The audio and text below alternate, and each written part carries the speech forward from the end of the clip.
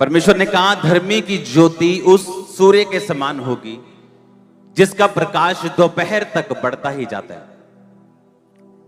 यानी धर्मी अपनी जिंदगी में उस लेवल तक बढ़ेगा जब तक वो अपनी परफेक्ट ग्लोरी में नहीं आ जाता, जब तक वो 100% नहीं हो जाता जिस 100% के लिए परमेश्वर ने आपको अपने पास बुलाया।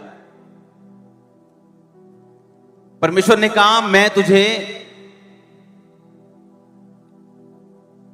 ग्लोरी टू ग्लोरी, अंश अंश करके अपनी महिमा में परिवर्तित करूंगा। और धर्मी की ज्योति आसमान के सूर्य की नाई जब तक वो दोपहर तक उसका प्रकाश बढ़ता ही जाता है, उसकी गर्मी बढ़ती जाती और दोपहर के बाद वो डाउन होना शुरू होता है, उसी तरह से धर्मी की ज्योति दोपहर तक बढ़ती ही जाएगी और डाउन नहीं होगी। आप अपनी लाइफ में तब सक्सेसफुल होते हैं जब आप परमेश्वर की प्लानिंग को समझ जाते हैं। इसका मतलब जहां आप बैठे हो, अभी तक जहां पहुंचे हो अपनी लाइफ में, ये परमेश्वर का मास्टर प्लान नहीं। The best is coming, don't worry, the best is coming. और उस नेक्स्ट के लिए मैं आपको तैयार करूंगा। आज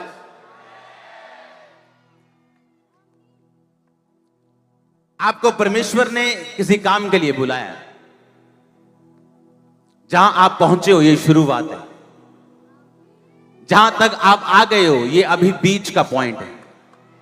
the best is coming next. परमेश्वर ने कहा धर्मी की ज्योति सूर्य की नहीं बढ़ेगी, जब तक वो दोपहर तक बढ़ता ही जाता है, तुम बढ़ते जाओगे जब तक तुम परफेक्ट नहीं हो जाओगे। इसका मतलब अगर परमेश्वर ये चाहता है तो ये अपने आप नहीं होगा।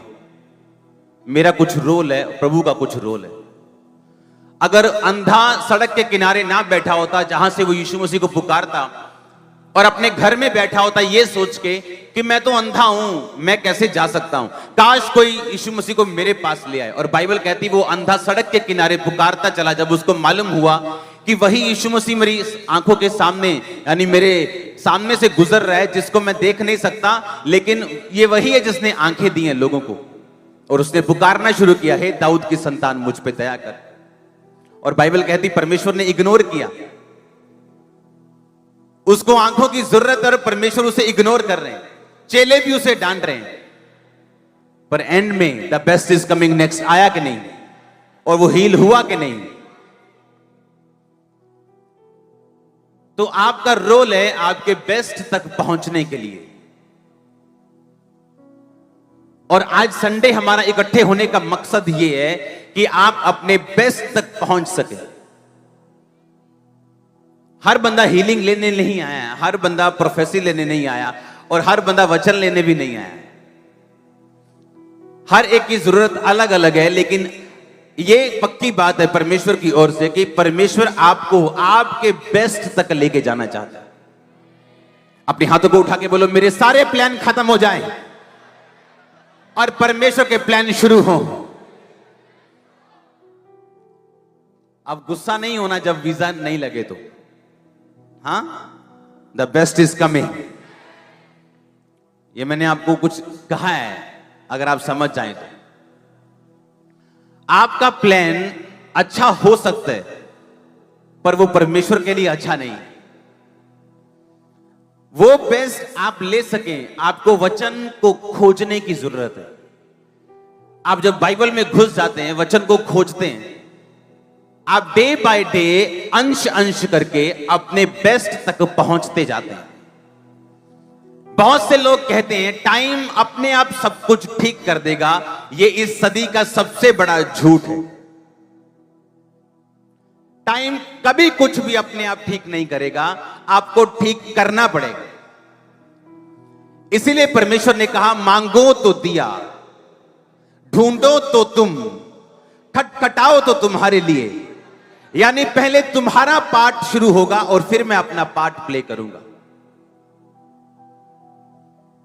पहले तुम शुरू करोगे और एंड मैं करूंगा, परमेश्वर ने कहा।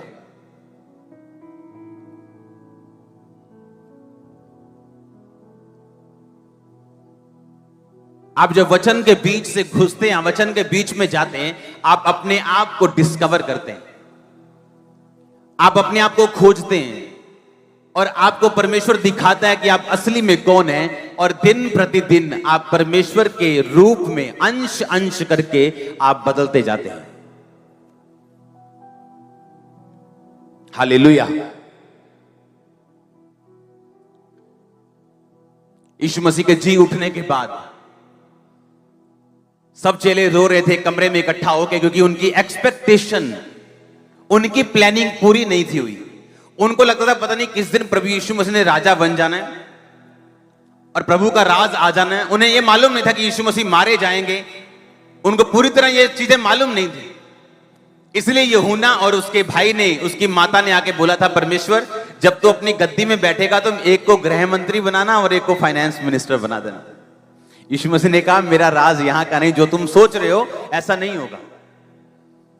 और बाइबल कहती है कि जब सब चेले रो रहे थे इकट्ठे होके, प्रभु यीशु मसीह बीच में प्रकट हो गए, ऐसे गायब होते जैसे प्रकट होता है बंदा, और लिखा सुनो, और बोला तुम्हें शांति मिले। सुनो, वहां पे एक बंदा नहीं था। कौन? थोमा वहां नहीं था।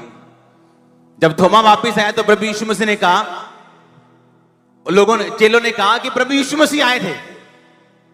कहता कौन? यीशु मसीह जी उठे, हमारे बीच में आए थे, सब कुछ हमने देखा, यीशु मसीह जी उठे। कहता मैं नहीं मानता जब तक मैं उसकी उंगली ना डाल लूं जख्म में। हाँ, यीशु मसीह के यहां पंजर मारा, नेजा मारा था जब वो टांगे हुए थे।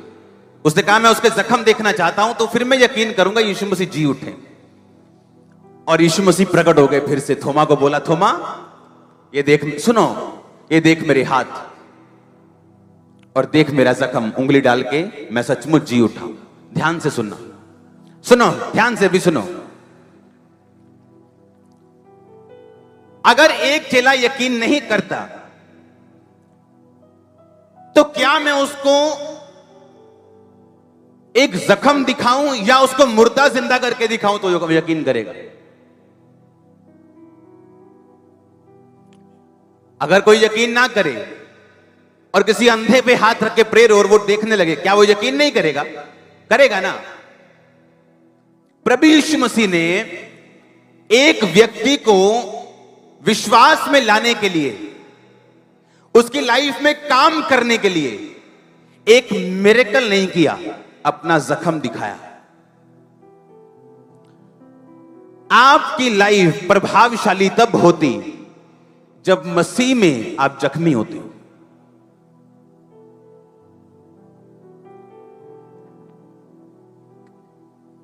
आज यहां पे लाखों लोग बैठे हैं, इसका कारण मेरी प्रेयर नहीं है। अगर प्रेयर से सब कुछ मिल जाए तो सब प्रेयर करने वाले हैं, सबकी चर्चें भरी हो। अगर फास्टिंग से मिल जाए तो सब फास्टिंग कर लें और सब कामयाब हो जाएं।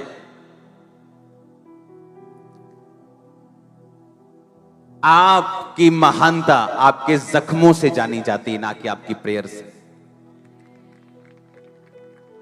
आपके जख्मों से, ना कि आपकी प्रेयर से। मैं भी प्रचारक हूं। क्या करेगा तेरा प्रचार जब तेरे जख्म ही नहीं? अगले लेवल पे जाने के लिए जो आप डिजायर करते हो, आपको जख्मों से होकर गुजरना पड़ेगा, जो बहुत से लोग नहीं चाहते हम गुजरे। आप एक्सपेक्ट कर रहे हो मेरा वीजा लग जाए अभी, और वीजा तो नहीं लगा आपका, उल्टा आपको बीमारी हो गई साथ में, और आपका विश्वास हिल गया कि मैं तो लोगों को बोल के बैठा हूं कि अभी मेरा वीजा लगेगा, देखना बल्ले बल्ले हो जानी, मैं बाहर चल जाना था, फेसबुक पे लाइव होके दसूंगा। और एकदम से क्या मालूम पड़ता है कि वीजा तो रिजेक्ट हो ही गया, बीमारी भी साथ में हो गई। शॉक लगा। और फिर परमेश्वर देखेगा तू कहां जाता है, क्या सोचता है और क्या करता है और क्या बोलता है। अगर तब तू विश्वासी पाया गया, अगला लेवल कोई दुनिया का लाल नहीं रोक सकता तेरी लाइफ में। यीशु मसीह ने कहा, अगर मैं किसी चेले को अपना करने के लिए कुछ दिखाऊंगा तो वो मेरे मिरेकल्स नहीं, मेरे जख्म होंगे। आज जनरल जो परमेश्वर के बड़े दास हैं, वो अपने प्रीचिंग से नहीं, अपने दुखों से जिनसे वो निकले उनसे जाने जाते हैं।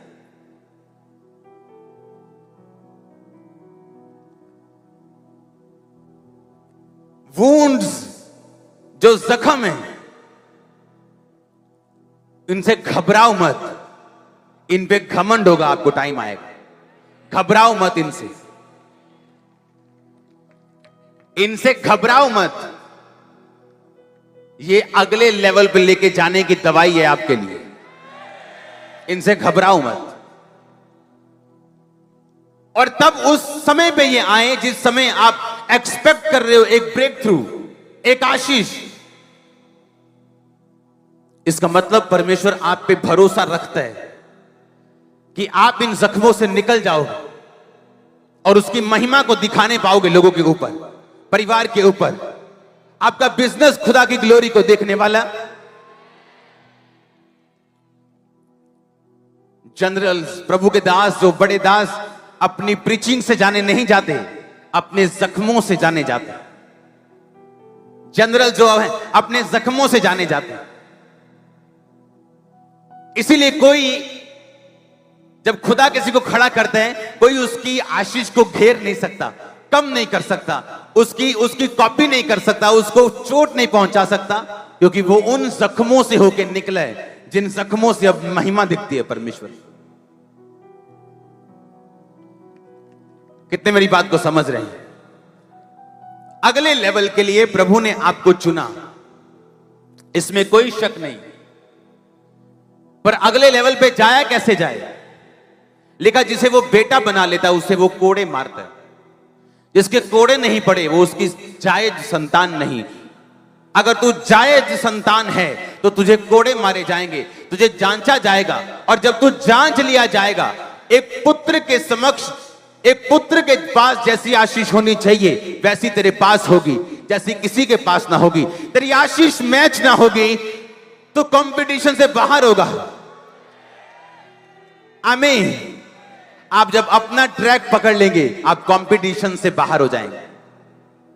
आप अपने आप में यूनिक होंगे, पावरफुल होंगे और अपने आप में अलग होंगे आप।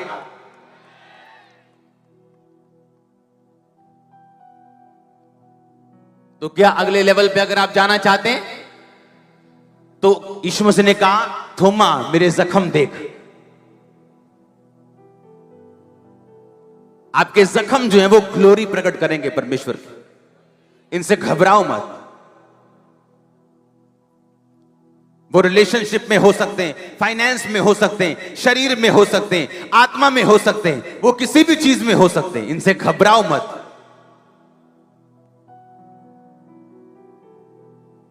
पवित्र आत्मा ने यीशु मसीह के सब शरीर को चंगा कर दिया, पर हाथ के कीलों को, पैरों के कीलों को और पंजर को चंगा नहीं किया। यीशु मसीह ने वो जख्म रहने दिए अपने शरीर के ऊपर पवित्र आत्मा से बोलने के द्वारा, ताकि इन जख्मों को देखकर लोग हमेशा जान जाएं कि ये जख्म नहीं, ये ग्लोरी है, ये महिमा है। मसीह में आने के बाद चलने में आपको कई जख्मों से होकर गुजरना पड़ेगा, पर वो आपकी ग्लोरी को प्रकट करेंगे, प्रभु की महिमा को प्रकट करेंगे, ग्रेटनेस को प्रकट करेंगे। ऐसी ग्रेटनेस जो आपकी प्रेयर नहीं कर सकती, आपकी फास्टिंग नहीं कर सकती, आपके जख्मों से कर देंगे।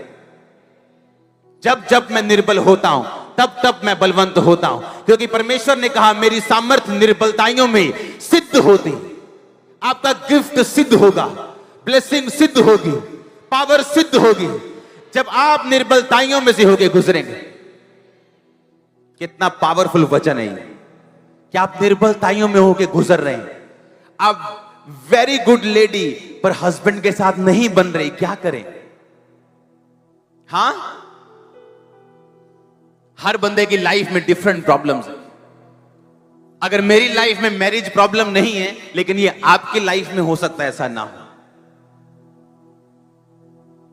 हां, किसी की लाइफ में बॉडी प्रॉब्लम नहीं है, किसी की लाइफ में फाइनेंस प्रॉब्लम है। पर उस प्रॉब्लम में आप क्या सोचते हो, उस जख्म को आप कैसे हैंडल करते हो, आपने क्या प्लान बनाया आगे का। Winners are simply non quitters. जो क्विट नहीं करते वो विनर्स होते हैं। विनर्स में कोई खास खूबी नहीं होती, पर वो नॉन क्विटर्स होते हैं। आपके जख्म से घबराओ मत,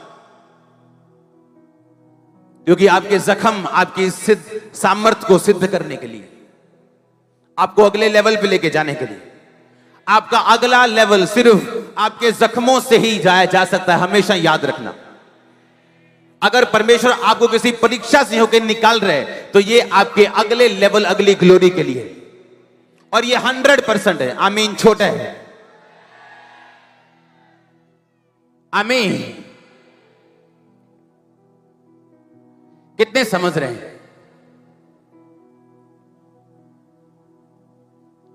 आप तैयार हो अगले लेवल पे जाने के लिए? तो तैयार रहना। आज के वचन को अपने दिमाग में संजो के रखना। अगले लेवल पे जाना आसान नहीं।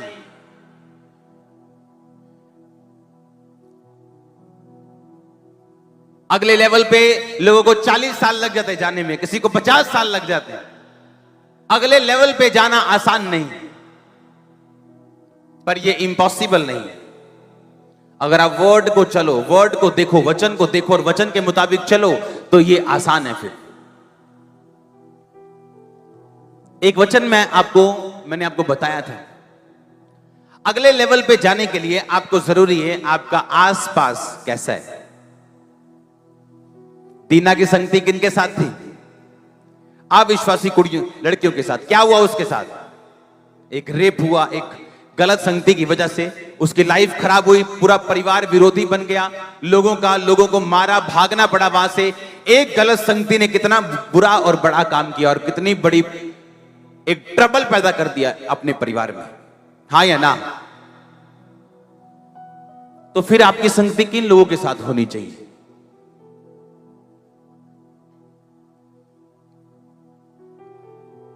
हालेलुया।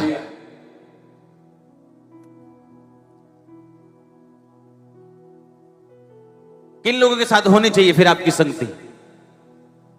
कैसे मालूम होगा वो लोग अच्छे हैं कि नहीं?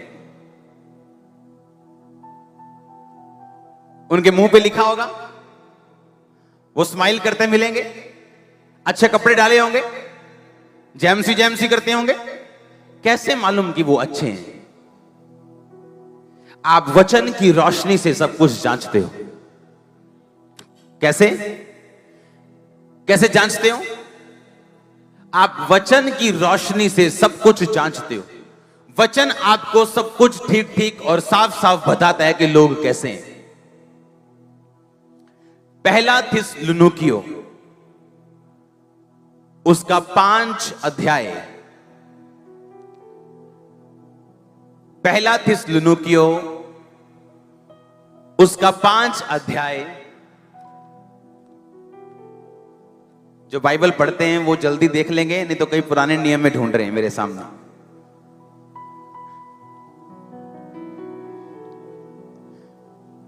पढ़ो उसको।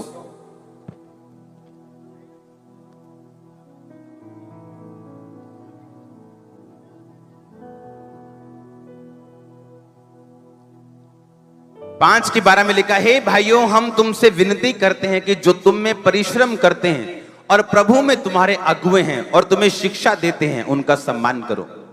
उनके काम के कारण प्रेम के साथ उन्हें बहुत ही आदर के योग्य समझो।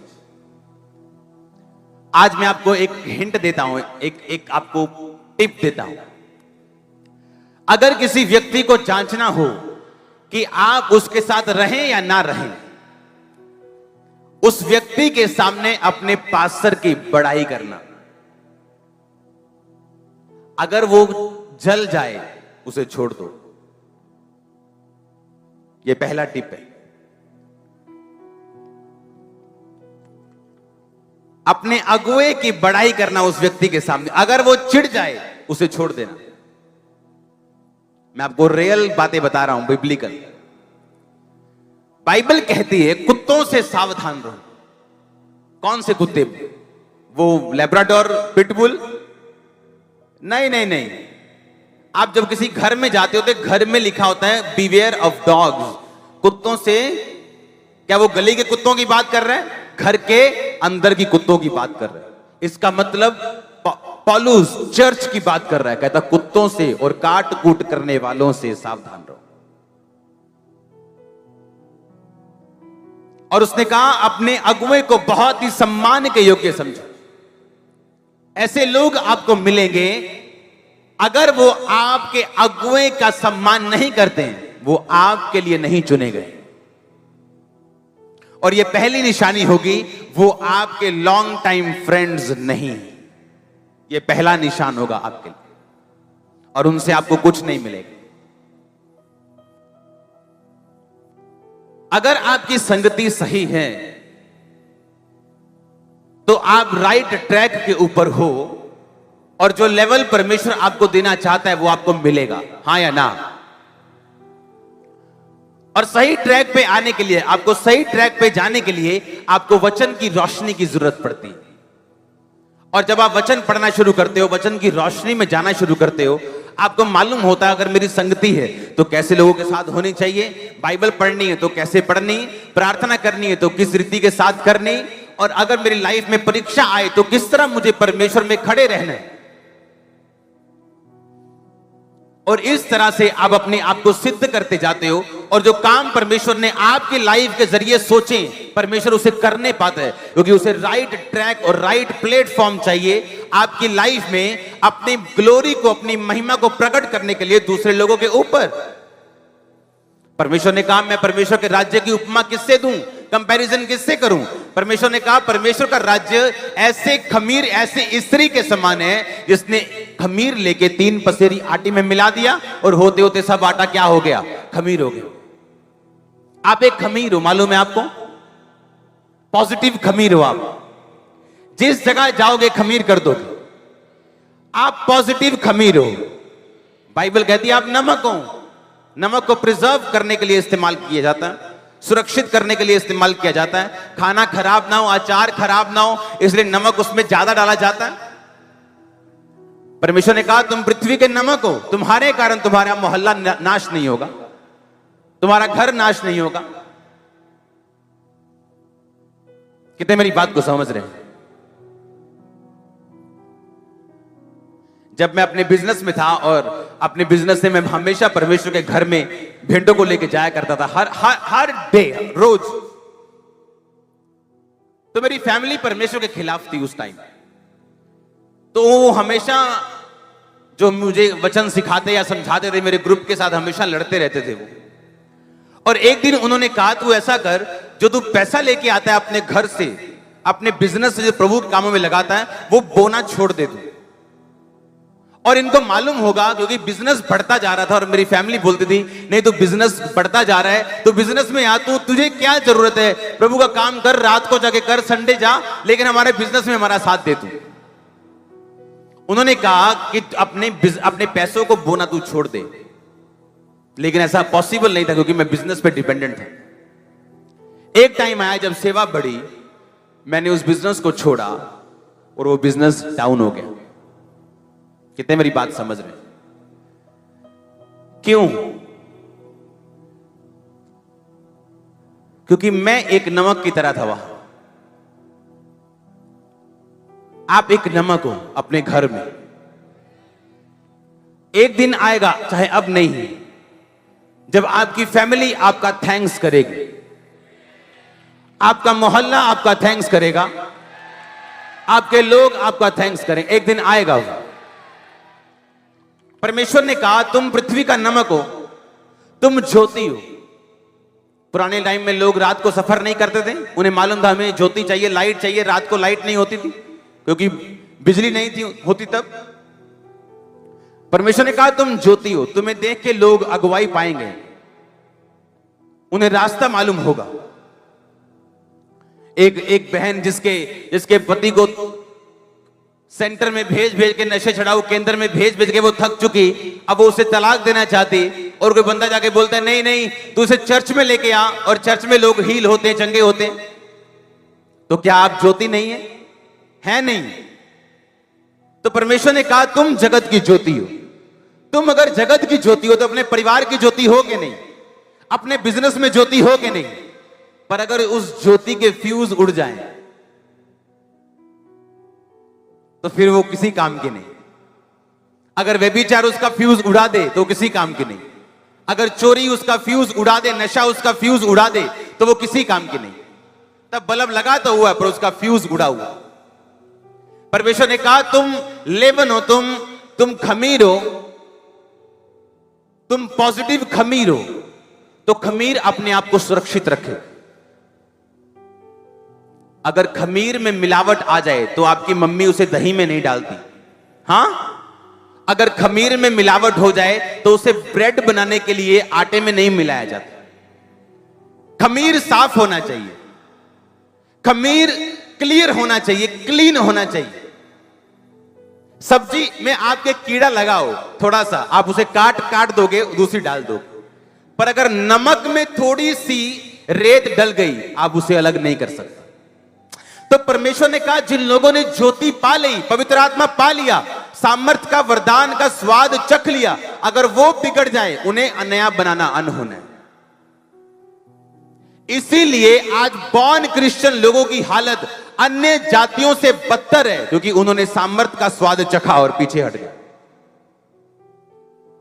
क्योंकि बाइबल कहती है आप सब्जी का कीड़ा तो निकाल दोगे काट के, पर आप नमक को अगर खराब हो जाए तो लिखा वो पांव के नीचे आएगा और वो कभी भी साफ नहीं किया जा सकता। आप समझ रहे कि नहीं? आपकी लाइफ अलग है, पर आपको यह भी ध्यान रखना है कि आप खमीर हो, आप नमक हो, आप में मिलावट नहीं होनी चाहिए। हालेलुया। तो आप एक खमीर हो। कब तक बचेगा आपका परिवार? कब तक आप उसे खमीर कर दोगे? कब तक बचेगा वो? बकरे की मां कब तक खैर मनाएगी? बकरा कटने वाला एक दिन।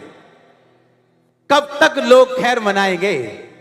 अगर हम खमीर हैं और पॉजिटिव खमीर हैं, अगर सही वाला खमीर हैं, तो अगर मैं खमीर था तो आप यहां बैठे हो, और आप अगर सही खमीर हो आपके परिवार भी यहां बैठे होंगे, रिश्तेदार यहां बैठे होंगे। आमीन ऊंचा। तो अगर आप खमीर हो,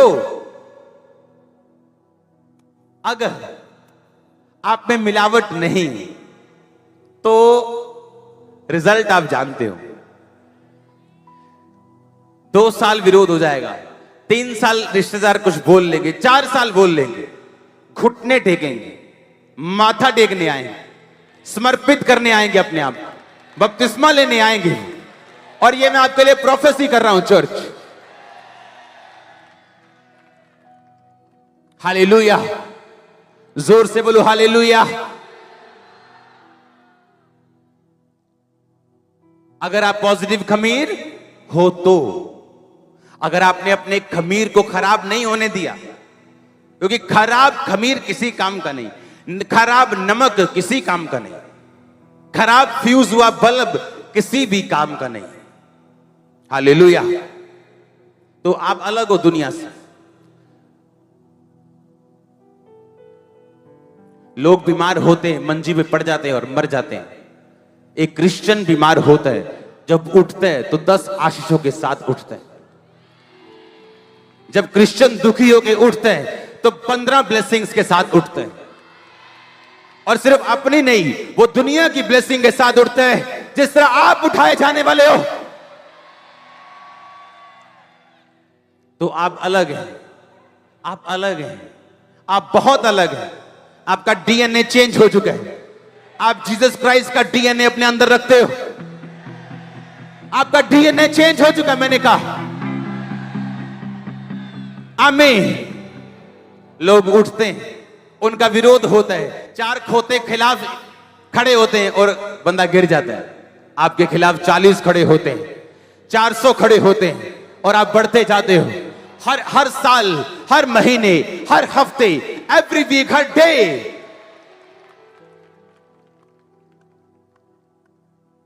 आप अलग हो।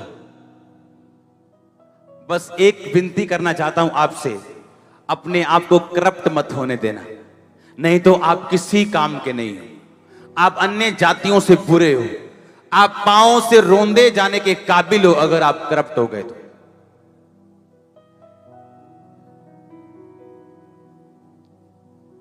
हालेलुया। क्योंकि अगर नमक में रेता और मिट्टी पड़ गई तो उसको साफ नहीं करते लोग। अगर खमीर खराब हो गया तो उसको क्लीन नहीं कर सकते आप, उसको फेंकना पड़ेगा। आप अपने आप का ध्यान रखो। आप नोटिस करो, एक विश्वासी जब तक एक आदमी नहीं था उसको व्यभिचार की स्पिरिट ने तंग नहीं किया, पर क्रिश्चियन बनने के बाद उसको व्यभिचार की आत्मा सताती। क्यों? वो जानता है शैतान आप खमीर हो। उसे मालूम है एक स्त्री ने थोड़े से खमीर को 3 पसेरी आटे में मिलाया, बस 3 पसेरी जिसे पूरा परिवार मिल के खाए तो खत्म ना हो। वो आपके परिवार की ओर देख रहे हैं, आपके परिवार की ओर परमेश्वर आपको सिग्नल दे रहा है कोई। हां, आपको सिग्नल मिल रहा है। 3 पसेरी आटा, यीशु मसीह ने कहा उस स्त्री ने खमीर उस 3 पसेरी आटे में मिला दिया जिसको पूरा परिवार खाता था। आपका बच्चा कर ले शैतानियां जितनी करनी, अगर आप खमीर हो, घुटने टिकाओगे आप उसके एक दिन, और घुटने भी आपसे बढ़िया टेकेगा वो। घुटने टिकाओगे आप, आपके साथ बैठा हालेलुया हालेलुया कर रहा होगा।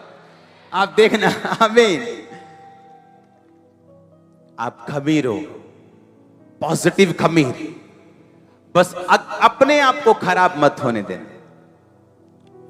हां, क्योंकि अगर आटा आपके साथ लगा तो आप तो आटा नहीं बनेगा, वो जरूर खमीर बनेगा। हां, नमक के साथ फीकी चीज लगी तो उसे तो फीका नहीं कर सकती, पर खुद नमकीन होगी। आप नमक हो, आप खमीर हो, आप ज्योति हो।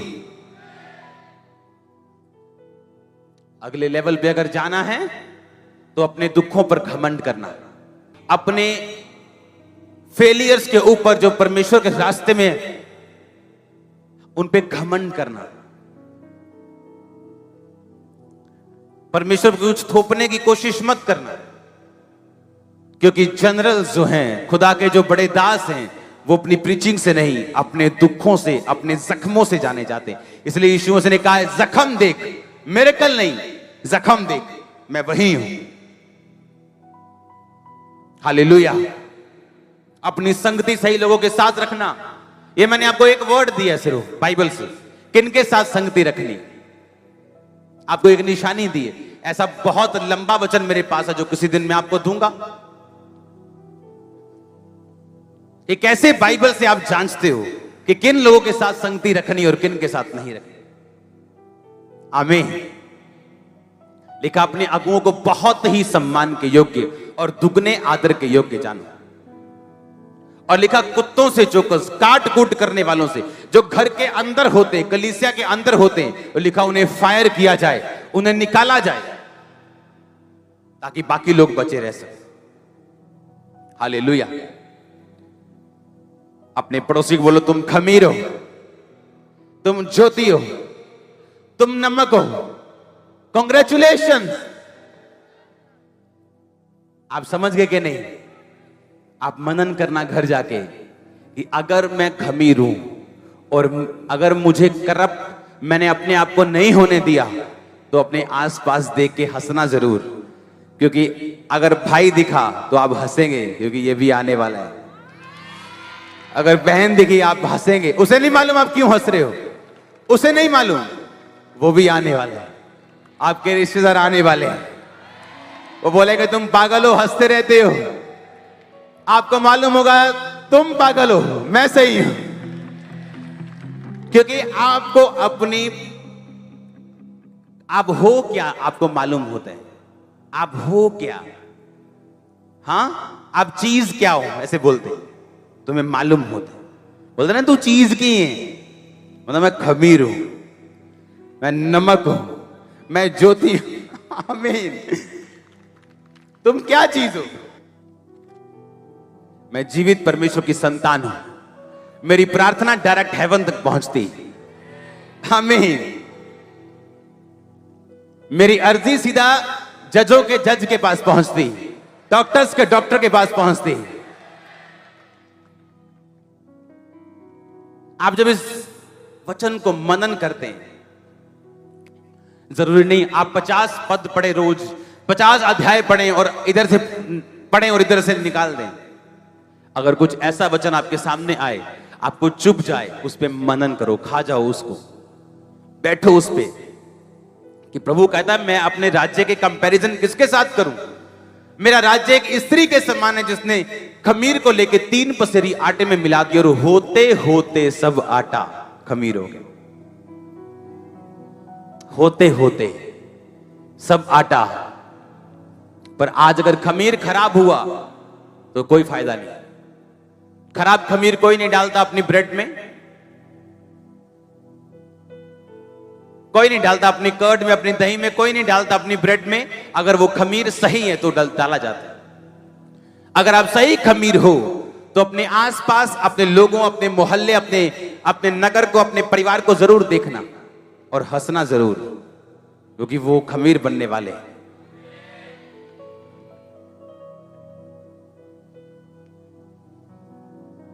आमीन।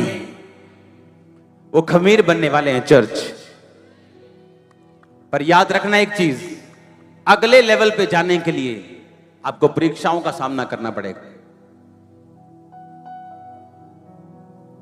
जहां बहुत से विश्वासी फेल हो जाते हैं कि इतना दुख हम कैसे उठाएं, पर लिखा थोड़ा सा दुख तुम्हारी अनंत महिमा को पैदा करेगा, थोड़ा सा कलेश अनंत महिमा को पैदा करेगा। दुख थोड़े दिनों का होगा, गवाही पूरी उम्र की होगी। दुख थोड़े घंटों और महीनों का होगा, पर गवाही तुम्हारे बच्चे पोते भी देंगे।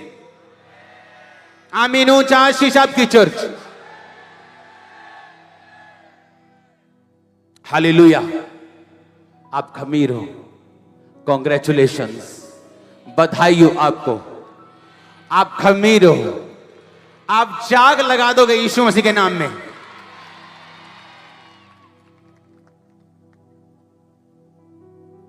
आमीन। जब खमीर ब्रेड में, आटे में डाल दिया जाए या दही में डाल दिया जाए, जैसे आप जाग बोलते हो, खट्टा बोलते हो, कुछ भी बोलते हो, क्या उस दही को गालियां निकालने से वो जमने से रुक जाएगी? क्या वो ब्रेड रुक जाएगी? तो आपको लोग कुछ भी कहें, कोई रोक नहीं पाएगा आपकी ब्लेसिंग। एक ही प्रॉब्लम है, अगर आप रुके तो आपकी अपनी करप्शन, वो नहीं होनी चाहिए। आमीन। अगर आप खुद करप्ट नहीं हो तो आप फिर जबरदस्त खमीर हो। आप आज नहीं तो कल आने वाले लोग, 1-2 अगर नहीं आए तो फिर 10-20 इकट्ठे आने वाले। अगर 10-20 नहीं आए तो 100-200 और